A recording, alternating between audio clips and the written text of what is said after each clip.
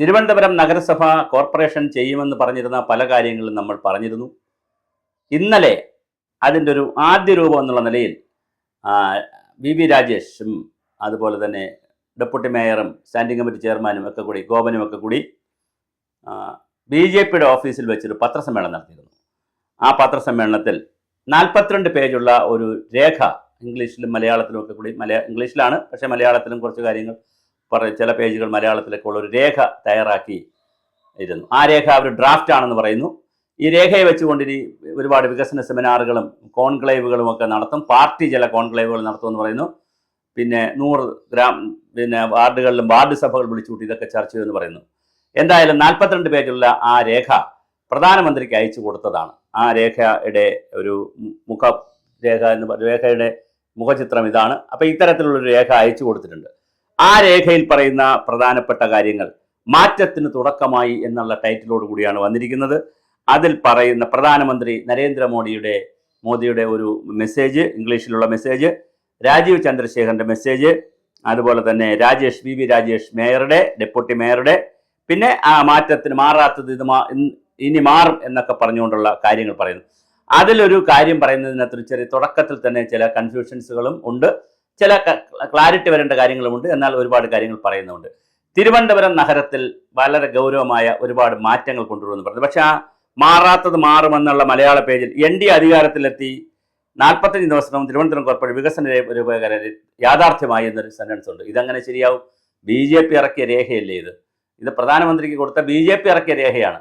അതെങ്ങനെയാണ് കോർപ്പറേഷൻ്റെ രേഖയാവുന്നത്? Corporation രേഖയാകണമെങ്കിൽ corporation സംവിധാനത്തിൽ ഉള്ള ഒരു രേഖ. അപ്പോൾ ഇതൊരു BJP മുന്നോട്ട് വയ്ക്കുന്ന പ്രകടന പത്രികയെന്നോ നിർദ്ദേശമെന്നോ കരട് രൂപരേഖ എന്നൊക്കെ പറഞ്ഞാൽ ഓക്കെ. അതുകൊണ്ട് 45 ദിവസത്തിനകത്ത് ഇതിൻ്റെ രൂപരേഖ തയ്യാറായിട്ടില്ല. അതിനിയാണ് തയ്യാറാകേണ്ടത്.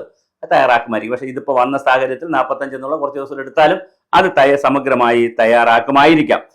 പിന്നെ അവർ പറയുന്ന വളരെ പ്രധാനപ്പെട്ട കാര്യങ്ങൾ, കോർപ്പറേഷൻ്റെ ഒരുപാട് കാര്യങ്ങൾ പറയുന്നുണ്ട്. കംപ്ലീറ്റ് ഓൺലൈൻ ആക്കും, ഡിജിറ്റൽ തിരുവനന്തപുരം ആക്കുമെന്ന് പറയുന്നു. അതുപോലെ തന്നെ പിന്നെ വീടില്ലാത്ത എല്ലാവർക്കും 5 വർഷം കൊണ്ട് തിരുവനന്തപുരം കോർപ്പറേഷനിൽ വീടില്ലാത്ത എല്ലാവർക്കും വിവിധ പദ്ധതികൾ ഉൾപ്പെടുത്തി 5 വർഷം കൊണ്ട് വീട് കൊടുക്കുമെന്ന് പറയുന്നു. പിന്നെ ഇൻഡോർ മാതൃകയിൽ, മധ്യപ്രദേശിലെ ഇൻഡോർ മാതൃകയിൽ കേന്ദ്രീകൃത പ്ലാന്റുകളെല്ലാം കൊണ്ടുവന്നുകൊണ്ടുള്ള മാലിന്യ സംസ്കരണം വളരെ കൃത്യമായി കൊണ്ടുവരുമെന്ന് പറയുന്നു. വെള്ളക്കെട്ട് ഒഴിവാക്കുന്നതിന് വേണ്ടിയിട്ടുള്ള സൂററ്റ് മാതൃകയിൽ, ഗുജറാത്തിലെ ഓരോ സ്ഥലത്തെ മാതൃകകളാണ് എടുക്കുന്നത്. സൂററ്റ് മാതൃകയിൽ വെള്ളക്കെട്ട് ഒഴിവാക്കുന്നതിനുള്ള പരിപാടികളും 101 വാർഡുകളിലും സമഗ്ര ഡ്രെയിനേജ് സംവിധാനവും കൊണ്ടുവരുമെന്നാണ് പറയുന്നത്. നഗരത്തിലെ വഴിവിളക്കുകളെ കേന്ദ്രീകൃത സംവിധാനത്തിലൂടെ എല്ലായ്പ്പോഴും പ്രവർത്തനക്ഷമമാണെന്ന് ഉറപ്പുവരുത്തും. ഒളിമ്പിക്സിന്റെ വേദി 2036 ഒളിമ്പിക്സിന്റെ വേദിക്ക് തിരുവനന്തപുരത്ത് ഒരു അവസരമൊരുക്കും. ഏതെങ്കിലും ഒരു വിഷയം തിരുവനന്തപുരത്തിന് ഒരു അവസരമൊരുക്കാൻ കേന്ദ്ര ഗവൺമെന്റ് ആവശ്യപ്പെടും.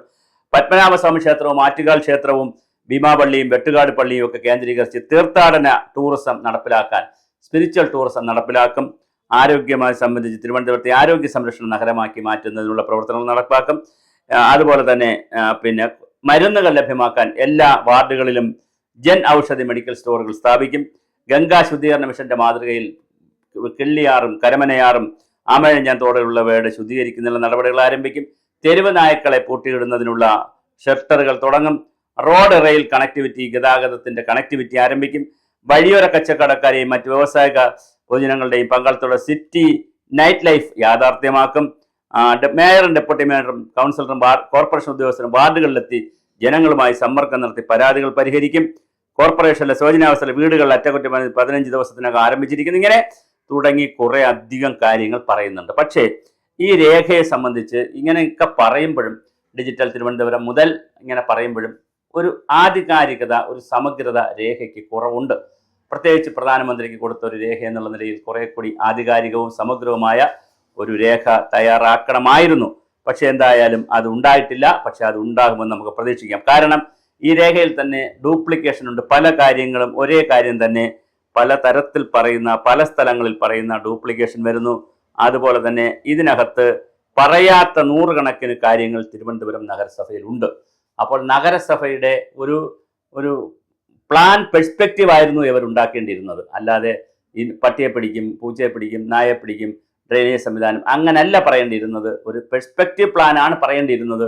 അതിൽ നിന്ന് ആശയങ്ങളും പ്രോജക്റ്റുകളും വരുന്ന രീതിയിലേക്ക് ഇത് മാറണമായിരുന്നു. പക്ഷേ എന്തോ നിർഭാഗ്യവശാൽ അങ്ങനെ വന്നില്ല. ഒരുപക്ഷെ പരിചയക്കുറവായിരിക്കും, സമയക്കുറവായിരിക്കും, സാങ്കേതിക വിദഗ്ധരുടെ കുറവായിരിക്കും. എന്തായാലും അത് വന്നിട്ടില്ല എന്നുള്ളത് ഒരു കുറവായിട്ടല്ല പറയുന്നത്, ഒരു പരിമിതിയായിട്ടാണ്. അത് തീർച്ചയായിട്ടും വരേണ്ടതുണ്ട്. പിന്നെ 2-3 സ്ഥലങ്ങളിൽ നമ്മുടെ വികസിത തിരുവനന്തപുരം എന്ന് പറയുന്നു. അതിന് ക്യാമ്പയിൻ ആണോ എന്നറിയില്ല.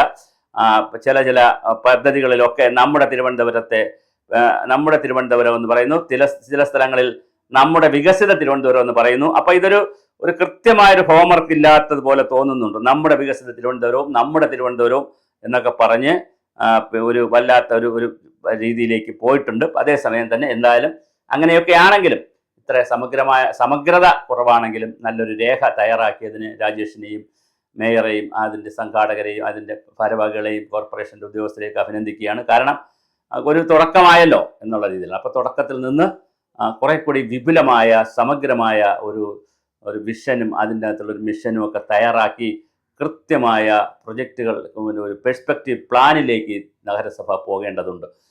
അങ്ങനെ പോയതിന് ശേഷമാണ്, അത് തയ്യാറാക്കിയതിന് ശേഷമാണ് ഇത് വളരെ കൃത്യമായ ഒരു രൂപത്തിൽ എന്താ ചെയ്യുക, ഇത് ജനങ്ങളുടെ ഒരു വിഷയമാക്കി ഒരു രേഖയാക്കി മാറ്റണം. വിപുലമായ ജനകീയ ചർച്ചകൾക്ക് ഇത് വിധേയമാക്കണം. ജനങ്ങളുടെ ആശയങ്ങൾ കൊണ്ടുവരണം. തീർച്ചയായിട്ടും ഇത് ഡ്രാഫ്റ്റ് ആണെന്ന് ഇതിനകത്ത് തന്നെ പറയുന്നു. അപ്പോൾ ഡ്രാഫ്റ്റിൽ നിന്നുകൊണ്ടാണ് ചർച്ചയെങ്കിൽ പുതിയത് വരാനുള്ള സാധ്യതകൾ വളരെ കുറവായിരിക്കും. അതിൽ ചുറ്റിപ്പറ്റിയായിരിക്കും ആളുകൾ ചർച്ച ചെയ്യുന്നത്.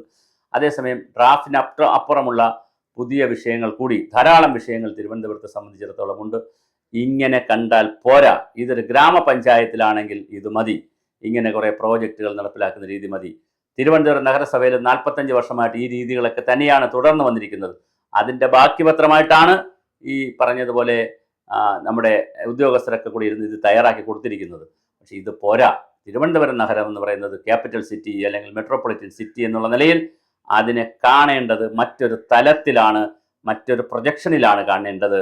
അവിടെ അത് കാരണം ഇത് ദൈനംദിനം ഒരുപാട് മൈഗ്രേഷൻ, മണിക്കൂർ മൈഗ്രേഷൻ, പിന്നെ ദിവസത്തെ മൈഗ്രേഷൻ, ആഴ്ചയിലെ മൈഗ്രേഷൻ, മാസത്തിലെ മൈഗ്രേഷൻ, വർഷത്തിലെ മൈഗ്രേഷൻ എന്നൊക്കെ പറയുമ്പോൾ തിരുവനന്തപുരം നഗരം എന്ന് പറയുന്നത് വളർന്നുകൊണ്ടിരിക്കുന്ന മറ്റൊരു നഗരമാണ്. അതിൻ്റെ പ്രശ്നങ്ങൾ വ്യത്യസ്തമാണ്, സാധ്യതകളും വ്യത്യസ്തമാണ്. അത് വളരെ കൃത്യമായി പരിഹരിക്കുന്ന, ചിന്തിക്കുന്ന ഒരു ചിന്ത ഇതിനകത്തുകൂടി കടന്നു പോയിട്ടില്ല. ഇത് കേവലം പ്രോജക്റ്റുകളുടെ, കുറേ പദ്ധതികളുടെ അല്ലെങ്കിൽ കുറേ ആഗ്രഹങ്ങളുടെ ഒരു കുത്തിക്കെട്ട് മാത്രമാണ് എന്നുള്ളത് ഞങ്ങളുടെ വിമർശനമല്ല, ഞങ്ങളുടെ നിരീക്ഷണമാണ്. പക്ഷേ അത് പോരായിരുന്നു. കുറേ കൂടി സമഗ്രമായ രേഖ വരുമെന്ന് തന്നെ നമുക്ക് പ്രതീക്ഷിക്കാം. തീർച്ചയായിട്ടും ഇതിനകത്തുള്ള സ്പെസിഫിക്കായി ചില മിസ്റ്റേക്കുകൾ ഇതിനകത്ത് അക്ഷരത്തെറ്റല്ല, അല്ലാതെ വന്നിട്ടുണ്ട്, കൺസെപ്ച്വൽ മിസ്റ്റേക്കുകൾ വന്നിട്ടുണ്ട്. പക്ഷേ അത് ഈ ചാനലിലൂടെ ഇപ്പോൾ ചൂണ്ടിക്കാണിക്കാൻ ആഗ്രഹിക്കുന്നില്ല. അത് ഏതെങ്കിലും സാഹചര്യത്തിൽ മേയറോടോ അതിൻ്റെ ഭരണവ്യവസ്ഥയോടോ കാണുമ്പോൾ അല്ലെങ്കിൽ ഏതെങ്കിലും തരത്തിൽ അവരെ അറിയിക്കുന്നതാണ്. അതാണ് അതിൻ്റെ ഒരു രീതി എന്ന് മനസ്സിലാക്കുന്നു. എന്തായാലും ശുഭ പ്രതീക്ഷയോടുകൂടി വന്നിട്ടുള്ള ഡ്രാഫ്റ്റ് ചർച്ചയ്ക്ക് സഹായമാകട്ടെ. തീർച്ചയായിട്ടും പ്രധാനമന്ത്രിക്ക് കൊടുത്തപ്പോൾ ഇത് പോരായിരുന്നു എന്നൊരു അഭിപ്രായം കൂടെ ഉണ്ട്. എന്തായാലും കഴിഞ്ഞത് ഈസ് പാസ്റ്റ്. ഇനി വളരെ സമഗ്രമായ ഹോളിസ്റ്റിക് ആയിട്ടുള്ള ഒരു പ്രൊഫഷണൽ ഡോക്യുമെൻ്റ് ഉണ്ടാകുമെന്ന് തന്നെ നമുക്ക് പ്രതീക്ഷിക്കാം.